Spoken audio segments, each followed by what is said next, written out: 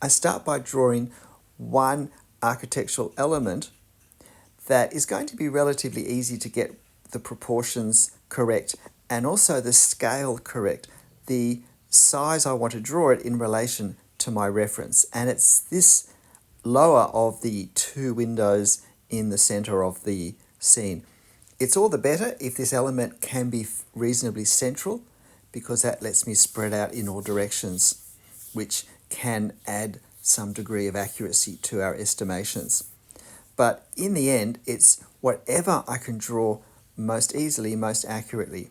And in my experience, it's pretty much never drawing the ground level part of the building, because in a streetscape, there's always so much clutter at ground level, so many things in front and things behind.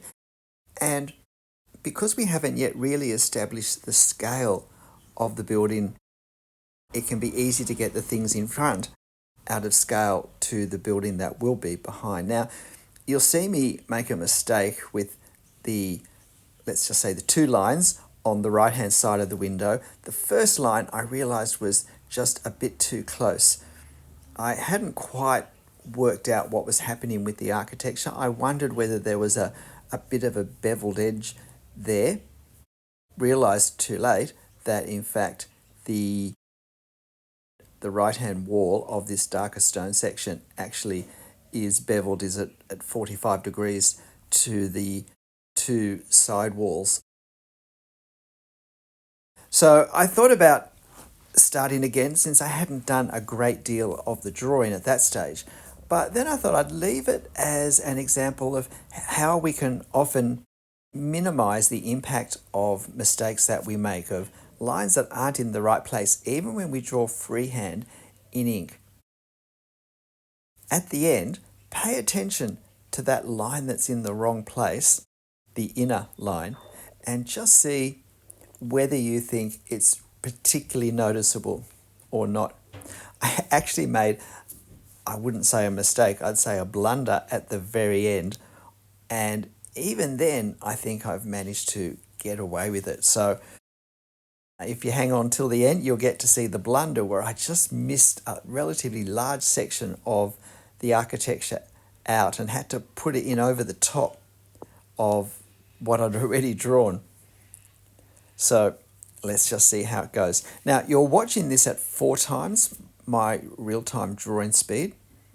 This took just over an hour to draw, which is a longer period for me, but this was a scene, it's a section of an intersection in Edinburgh, and I've been wanting to draw this for some time. Appreciated that it was going to take a little bit longer. So what I've done is, having drawn that first window and then the window above it, and then put the wall around those windows, all the time working really hard and going a little bit more slowly because of it, to try and get the proportions correct.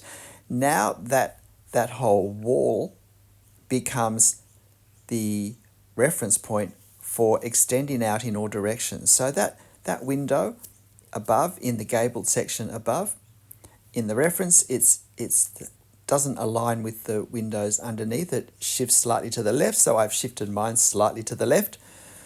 Worked out how large that window is in relation to the windows I've already drawn. Done that, put the gable around it. And now I'm doing a similar thing off to the left. Because it's relatively simple here, we're almost straight on. And it's really just establishing where that window goes and this other small window. If you have trouble with scale and proportions, and therefore fitting everything into the size that you're wanting to draw, then I would recommend that you draw actual size as the reference, because that's the most straightforward thing to do. And if you do as I've done here, and you tape around what would be the perimeter of the reference if it was on top of your drawing, where the border is, that gives you another reference point. So while it's good not to always do this, because we can become a bit dependent on it, it can be helpful if proportions and scale are a problem in our drawing at this stage, because when we look at the reference, we can see, well, this window, say, should only be 5mm from the border. So that helps me position things and also see whether I've already got the scale correct. So when we talk of proportion, we talk about the relationship between, say, height and width in a shape. But when we talk about scale, it's having the overall object in proportion to another overall object. So if we get the scale wrong with the people, the person might be, the figure might be realistically proportioned, but the whole figure might be too large to walk into one of the doors that we have next to it, or it might be ridiculously small compared to one of the doors next to it. So we have proportion and we have scale. Perhaps I should just do a separate video on that. But mapping out the boundaries, the borders of the reference, if we're drawing actual size, certainly makes it a bit easier, and therefore it can be a helpful thing to do sometimes if proportion and scale is a challenge for us. But having established that first section, those two windows and the wall around them, now when I go horizontally and vertically up or down, I can reference off them. And that's why it's handy if it can be something more central. So now I need to pay attention to angles. But basically, if I manage to keep the proportions correct as I move out from my center point, then that lets me reasonably accurately draw the new parts. And while there are still some parts that, not guess, but I have to estimate, that I can't reference off what I've already drawn, I'm already getting in my head now a sense of the scale, a sense of the proportions, and that lets me estimate more accurately, I find, as I draw. Now, I'm drawing this with a 0.2mm Copic multi-liner pen, and I'm drawing directly in ink, so there is no pencil underlining. And so if you're wondering, well, why am I drawing this way? Why don't I just kind of rough out the big boxes and then add the details to them, add the windows and so forth to them? And that's, well, because I can't erase any marks I make. Every bit of ink that goes on the paper for any reason will still be there at the end, even the bits we don't want to be there. And usually a drawing style where we rough out shapes first and then refine them depend on the fact that we can erase the rougher parts, the less refined parts at the end, the bits that we don't want, the bits that weren't quite right, but which helped us position the right marks. Well, we can't do that drawing freehand in ink. And yet drawing freehand in ink is a really fun and, if at times challenging, but a really fun and I think expressive way to draw. So it's a great skill to practice. It's also a good way of overcoming over-dependence on an eraser.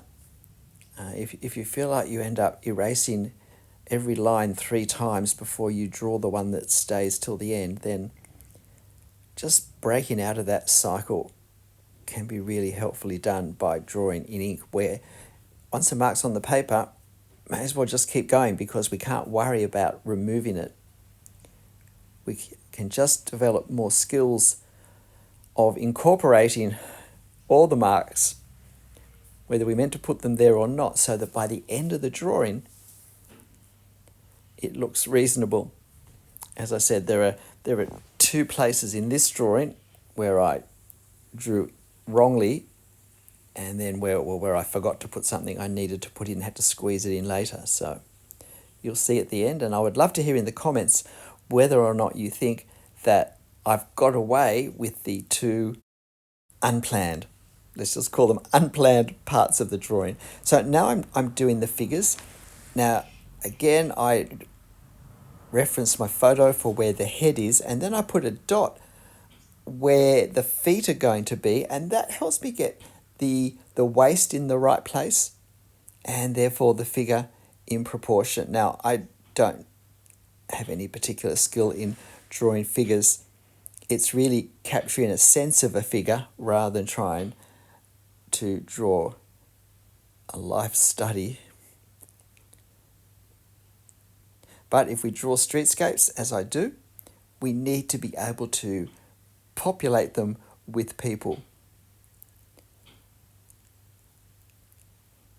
I always feel a street looks a bit sad if there's no people in it. So adding some hatching for the shadows. It is a bright sunny day. Look at that sky. It was 31 degrees the day we were in Edinburgh. Well, the 3 days we were in Edinburgh. We had hot blue sky, hot weather. We then went for a walk in the highlands and got sunburnt. Never occurred to us that was going to happen to us in Scotland. But a fantastic city for drawing. It's a shame at this stage I wasn't doing any street sketching. I started that in Paris later on in the trip. But fortunately I have some photos that were suitable as references. I'd love to go back to Edinburgh. With my focus now on drawing. Now, I've just made my second big mistake when I did those tiles on the right side of that central gable, because I haven't actually finished the roof of the gable, if you have a look at the reference. And, you know, this is what happens when we lose concentration for whatever reason. And I don't know, maybe it was because it was a slightly longer drawing, so I'm not used to drawing for such an extended period at this point. Or just I was preoccupied with thinking about other things. I don't know. But at this point, I'm blissfully unaware that I've made the mistake, which is why I'm just ignoring it. But as you can see, it becomes, once we've got an accurate part that we've done, it becomes relatively easier to extend in all directions. As long as we make sure that our angles are correct, it really becomes quite straightforward at that point. Now, you'll notice with that first line that I that I drew incorrectly. Now, you'll notice that first line that I drew too close to the window, and I put a second line to one side. Is it so obvious now? You can see what I've done. I used the fact that we have a darker value for that corner stonework to help me disguise the additional line. And then I also, after I'd done the right-hand wall, I also redefined, in a way, that corner with a slightly heavier line to give a sense of this is the corner, this is where the wall changes direction. So I think between the two, it's fairly well hidden.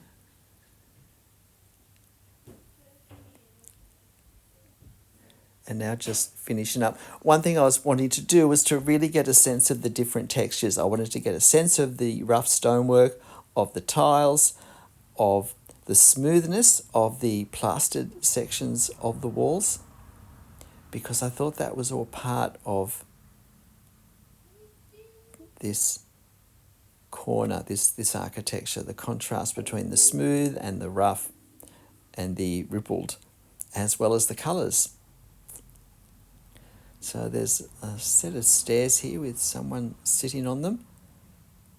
So it's getting a bit cluttered. You'll notice I did simplify the foreground. I removed the bollards. I removed the two big garbage containers there. And I just put a few marks to represent just, I don't know, litter, rocks, dirt on the road. On the footpath in front, just so it didn't look too empty, because I didn't want a blank space in the front to compete with the blank spaces on the walls. So now I'm just sort of doing the last little final bits. Of course, if you'd like to draw this, the photo reference will be on my channel community page, and please hit the like button for me if you've enjoyed this. And otherwise, It's just the final peel off and we're done. G'day, I'm Stephen Travers. Hope you enjoyed this demo. I hope you have a go drawing it yourself. It looks complex, but in some ways, if we do it bit by bit from a fairly accurately proportioned central section, it's not a bad subject to practice drawing from the inside out rather than the outside in. But hey, in the end, however you draw it, whatever you draw it with, make sure you have fun.